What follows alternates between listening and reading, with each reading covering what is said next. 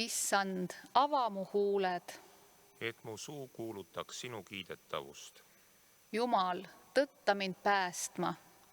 Issand, rutta mulle appi. Au olgu Isale ja Pojale ja Pühale Vaimule. Nõnda, kui alguses oli, nüüdki on ja jääb, igavesest ajast igavesti. Aamen. Ma tänan Issandat igal ajal. Alati on tema kiitus minu suus. Maitske ja vaadake, et Issand on hea. Õnnis on mees, kes tema juures pelgupaika otsib. Issanda pale on pahategijate vastu, et hävitada maa pealt nende mälestus. Õiged kisendavad ja Issand kuuleb ning tõmbab nad välja kõigist nende kitsikustest. Issand on ligi neile, kes on murtud südamelt ja päästab need, kellel on rusutud vaim.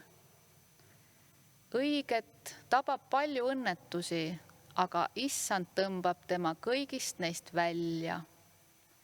Au olgu Isale ja Pojale ja Pühale Vaimule.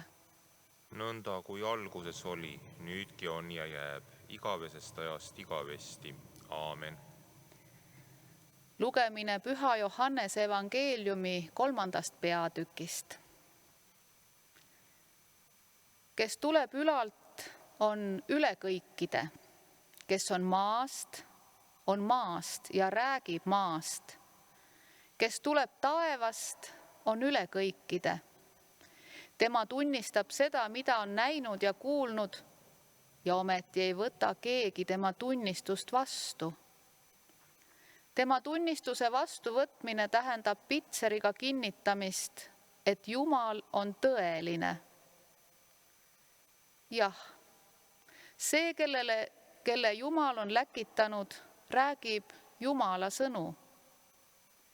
Jumal ei anna ju vaimu mõõdu järgi.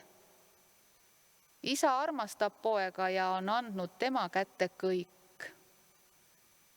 Kes usub pojasse, sellel on igavene elu. Aga kes ei kuula poja sõna, see ei näe elu, vaid tema peale jääb Jumala viha. See on püha evangeelium. Kiitus olgu sulle, Kristus. Kuuldult lõik Johannese evangeeliumist lõppes karmide ja üheselt mõistetavate sõnadega, näidates, et meile on antud väga konkreetne valik ja tulemus meie jaoks oleneb samuti meie valikust. Nimelt, kes usub Jeesusesse, sellel on igavene elu, aga kes tema sõnu oluliseks ei pea, selle peale jääb Jumala viha. Nõnda on kirjutatud.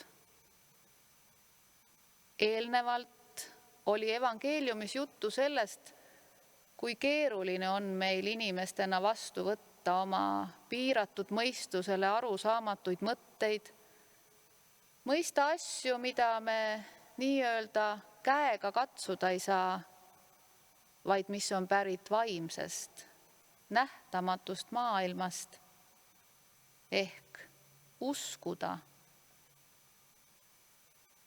Usk on loodetava tõelisus, nähtamatute asjade tõendus. Usus me mõistame, et maailmad on valmistatud Jumala sõna läbi, nii et nägematust on sündinud nähtav. Nõnda on kirjutatud kirjas heebrealastele 11. peatüki alguses. Kirja autor lisab, aga ilma usuta on võimatu olla meelepärane, sest kes tuleb Jumala juurde, peab uskuma, et tema on olemas ja et ta annab palga neile, kes teda otsivad.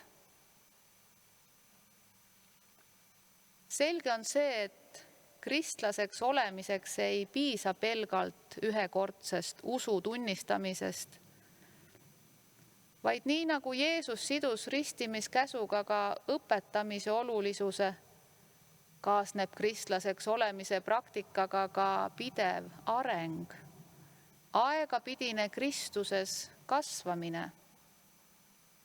kusjuures siinkohal ei ole võimalik ega tegelikult ju ka vajalik inimlike kriteeriumite järgi kellegi nii-öelda taset hinnata, vaid oluline on pidev püüd Kristuse täiuslikkuse suunas, tema õpetuse järgimine ja igapäevane tegelikkuseks elamine.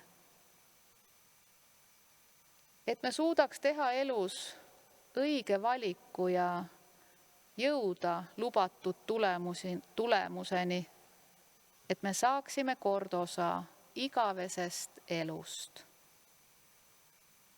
Ja me palvetame, kõigeväeline Jumal, sina liidad osadusse ja oma teenistusse kõiki, kes sinusse usuvad.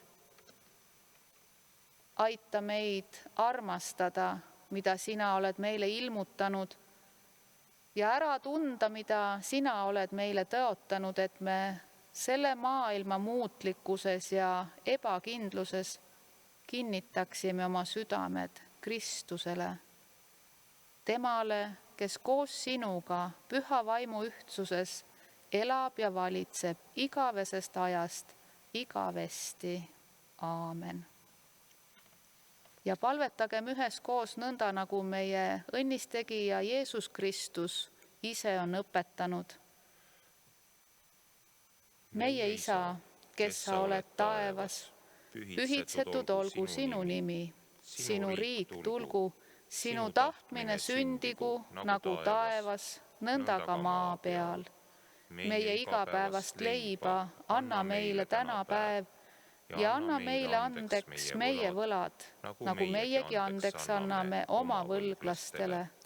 Ja ära saada meid kiusatusse, vaid päästa meid ära kurjast, sest sinu päralt on riik ja vägi ja au igavesti. Aamen. Ülistagem Issandat.